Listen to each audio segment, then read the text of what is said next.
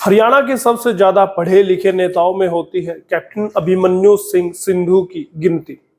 हरियाणा की सियासत में कैप्टन अभिमन्यु के दखल का अंदाजा इसी बात से लगाया जा सकता है कि मनोहर लाल की सरकार में इनके पास वित्त, राजस्व, आबकारी एवं कराधान जैसे 8 अहम विभागों की जिम्मेदारी थी। अभिमन्यु की वजह से हिसार जिले की नारनौंद विधानसभा हाई प्रोफाइल सीटों में शामिल थी।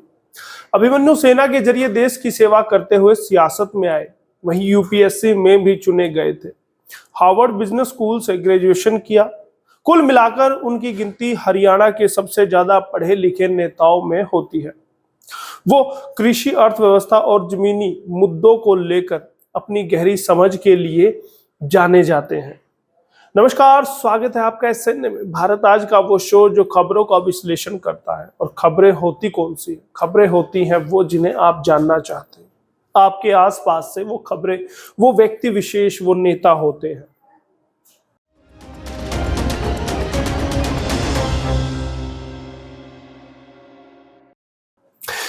अभिमन्यु का जन्म 18 दिसंबर 1967 को हिसार जिले के खंडा खेड़ी गांव में हुआ था। नेताजी की स्कूली शिक्षा और कॉलेज की पढ़ाई रोहतक में हुई।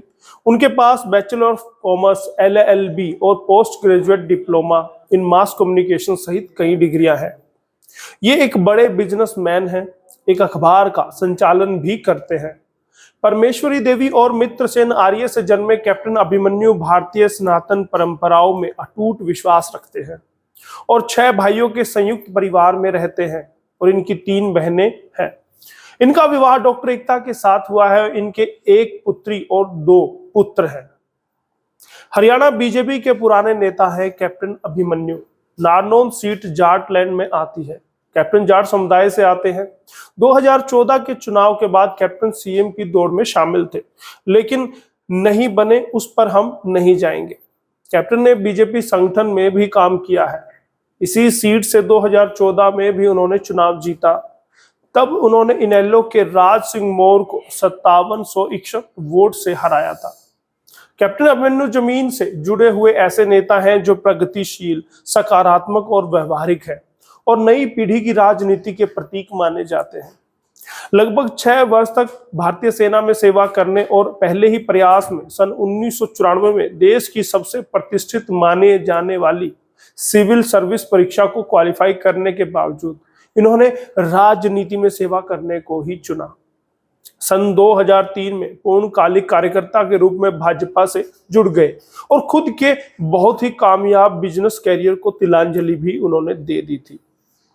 सेना से व्यापार, सामाजिक गतिविधियों से एक पत्रकार के रूप में, मीडिया, खेल कूद प्रशासक और शिक्षाविद और अब पूर्णकालीन राजनेता के तौर पर वो राजनीति में सक्रिय है।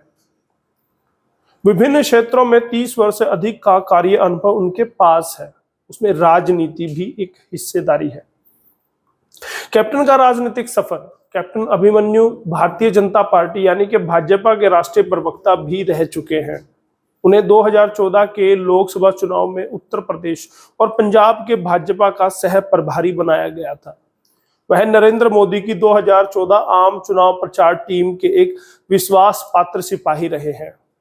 इनके अब तक के करीब 20 वर्ष के राजनीतिक जीवन में कैप्टन अभिमन्यु ने अपने कठिन परिश्रम और अंतिम छोर तक संपर्क कार्यक्रमों के माध्यम से लोगों के मन में अमिट छाप छोड़ी है। हरियाणा में लोगों के बीच इनकी लोकप्रियता को देखते हुए उन्हें 2005 में हरियाणा भाजपा का महासचिव नियुक्त किया गया और 2010 में तत्कालीन पार्टी अध्यक्ष नितिन गडकरी ने राष्ट्रीय सचिव के पद पर उनको पदोन्नत किया था। 2007-2009 के दौरान कैप्टन अभिमन्यु ने कई नवाचार परक प्रचार अभियानों, जिसे दीनबंधु प्रेरणा रैली, जल अधिकार रैली, बिजली खोज रैली, विजय संकल्प यात्रा, प्रजातंत्र बचाओ रैली, राम सेतु आंदोलन, झज्जर विजय संकल्प रैलियों का आयोजन व संचालन बड़ी दृढ़ता से इन्होंने किया है। यानी कि ग्राउंड पर खूब काम उन्होंने करके दिखाया। सन 1997 में वे वरिष्ठ भाजपा नेता श्री लाल कृष्ण आडवाणी की स्वर्ण जयंती रथ यात्रा में शामिल हुए थे। इसके लिए विशाल जनसमूह को इन्होंने इकट्ठा किया था, यानी पब्लिक को इकट्ठा करने की जिम्मेवारी उन्होंने बखूबी निभाई थी। सन 1998 में वह रोहतक से भाजपा उम्मीदवार स्वामी इंद्रवेश के चुनाव एजेंट और समन्वयक बने थे। बात करें सन 2012 में पंजाब विधानसभा चुनाव में शिरोमणि अकाली दल व भाजपा गठबंधन को विजय प्राप्त करने में निर्णायक भूमिका कैप्टन अभिमन्यु की रही थी। सन 2004 में उन्होंने हरियाणा के मुख्यमंत्री भूपेंद्र सिंह हुड्डा से चुनाव लड़ा था। इस चुनाव में कैप्टन अभिमन्यु ने 1,73,800 मतों के साथ दूसरा स्थान यानी द्वितीय स्थान प्राप्त किया था। मंत्री के तौर पर इनके कार्यकाल की सैकड़ों उपलब्धियां हैं। अगर मैं कहूं कि 2014 में जब वो मंत्री बने थे तो उस वक्त उनकी बहुत सारे काम थे, बहुत सारी उपलब्धियां थी। उनमें से कुछ आज मैं बताने वाला हूं। प्रदेश के किसानों को खराब फसलों के मुआवजे के तौर पर करीब 3,000 करोड़ की सहायता प्रदान की थी। सरल पारदर्शी भूमि पंजीकरण प्रणाली लागू की, जीरो इंतकाल योजना लागू करना, ई स्टैंपिंग योजना लागू करना, प्रदेश सरकार द्वारा बनाए जाने वाले सर्टिफिकेट्स ऑनलाइन शुरू कराना, ये भी कैप्टन अभिमन्यु के कार्यकाल में ही हुआ। निवेश एवं उद्यम विकास नीति 2015 लागू करवाना, ईज ऑफ डूइंग बिजनेस के मामले में हरियाणा को 14वें स्थान से 5वें स्थान पर लेकर आना, ये भी उनके वित्त मंत्रालय के कार्यकाल में हुआ। हरियाणा का पहला हैपनिंग हरियाणा समिट आयोजित कराना, जिसमें करीब 6 लाख करोड़ के निवेश प्रस्ताव मिलना, ये भी उनकी उपलब्धि है। हरियाणा में सरकारी कर्मचारियों एवं पेंशन भोगियों के लिए सबसे पहले 7वें वेतन आयोग की सिफारिशों को लागू करना, पूरे देश के साथ कदम से कदम मिलाकर हरियाणा में जीएसटी लागू करना, यानी कि हरियाणा में जो जीएसटी कलेक्शन के आज वाही सरकार लूट रही है। आपने देखा होगा कि डिप्टी सीएम दुष्यंत चौटाला भी जीएसटी कलेक्शन की वाही लूटते हैं। तो कहीं ना कहीं ये शुरुआत कराना, लागू कराने का श्रेय कैप्टन अभिमन्यु को जाता है जब वो वित्त मंत्री थे। श्रमिकों के लिए न्यूनतम मजदूरी 7,976.20 यानी 7,976 रुपए 20 पैसे से लेकर 10,179 रुपए 87 पैसे तक प्रति माह कराने का श्रेय भी उन्हीं को जाता है। यानी उन्होंने मजदूरों की मजदूरी भी बढ़ाने में महत्वपूर्ण भूमिका निभाई है। अब उनकी जान लेते हैं राजनीति के अलावा और कौन कौन सी रुचि है। नेताजी हिंदी दैनिक हरिभूमि अखबार, हरियाणा, छत्तीसगढ़, मध्य प्रदेश, दिल्ली एवं पंजाब के संस्थापक और एडिटर इन चीफ रहे हैं। वह देश की मुख्य समस्याओं का हल करने के लिए शिक्षा को अहम मानते हैं और इंडस ग्रुप ऑफ इंस्टीट्यूशंस के प्रवर्तक भी हैं और Delhi public school group of educational institutes के प्रबंधक के में सक्रिय रूप से शामिल वो रहे हैं। अपने परिवार द्वारा प्रोत्साहित परम मित्र मानव निर्माण संस्थान और सिंधु एजुकेशन फाउंडेशन के माध्यम से उड़ीसा, उत्तराखंड, हरियाणा, छत्तीसगढ़ के विभिन्न क्षेत्रों में गुरुकुलों की उन्होंने स्थापना करवाई है।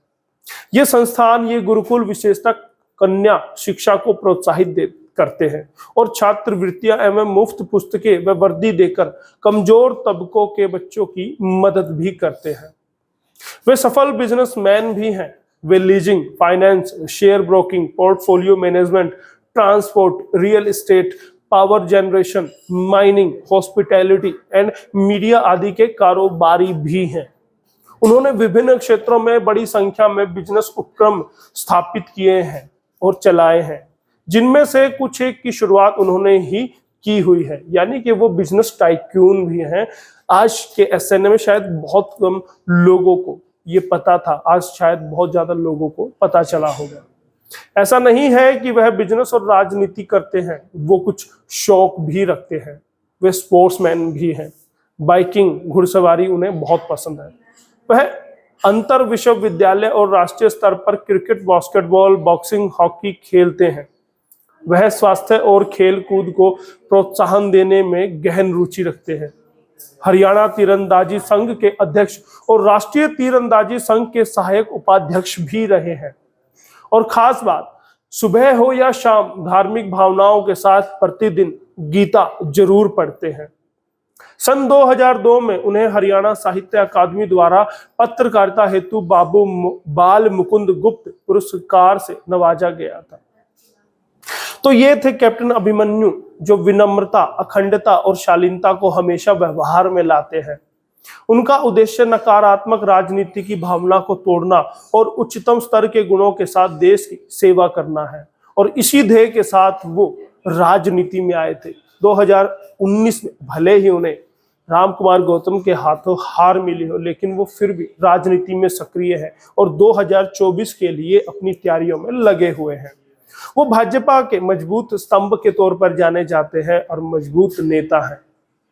आप उनके बारे क्या राय रखते हैं? आज से पहले आप उनके बारे कितना जानते थे, और इस एसएनए को देखने के बाद आपने उनके बारे कितना जाना समझा, वो हमें कमेंट में जरूर बताइए। और आप और किस राजनेता के बारे एसएनए में जानना चाहते हैं वो भी हमें जरूर बताइए। बहुत बहुत धन्यवाद कीजिएगा पूनम दुबे का, जिन्होंने ये स्क्रिप्ट आपके लिए तैयार की, और धन्यवाद कीजिएगा दीपक कुमार का, जो कैमरे पर बहुत प्यारा सा वीडियो हमारा बनाता है। और धन्यवाद मुझे भी आप कर सकते हैं, यशपाल कंचन, जो आपके लिए ये खबरें पढ़ते हैं। बहुत बहुत धन्यवाद। भारत ताज के लिए एसएनए से यशपाल कंचन।